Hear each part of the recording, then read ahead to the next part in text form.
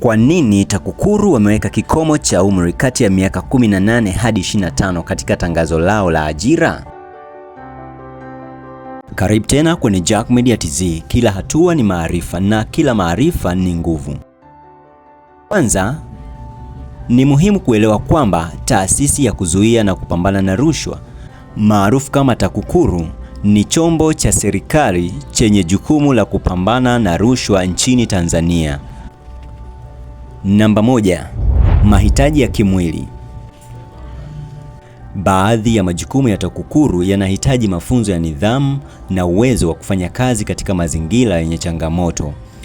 Vijana wenye umri mdogo huwa na uwezo mkubwa wa kuhimili mafunzo haya.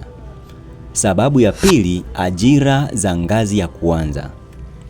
Sababu hii ni kwamba nafasi nyingi zinazotangazwa ni za ngazi ya kuanzia, zinazolenga wahitimu wapya wa vyuo. Kikomo cha umri kinasaidia kutoa fursa kwa vijana wanaoanza safari ya taaluma. Sababu nyingine ni huduma ya muda mrefu. Sababu nyingine ni uwezekano wa huduma ya muda mrefu.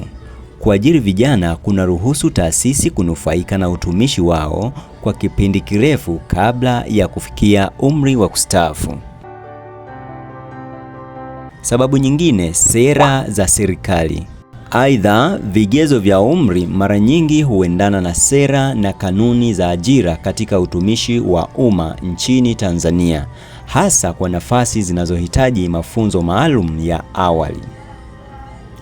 Kwa hiyo, kikomo cha umri wa miaka 18 hadi 25 si bahati mbaya, bali ni sehemu ya mkakati wa taasisi kuhakikisha inapata watumishi wenye uwezo, nguvu na muda mrefu wa kuhudumu. Usisahau kulike, kushare na kusubscribe hapa Jack Media TZ kwa video zaidi na maarifa zaidi. Kumbuka, kila hatua ni maarifa na kila maarifa ni nguvu.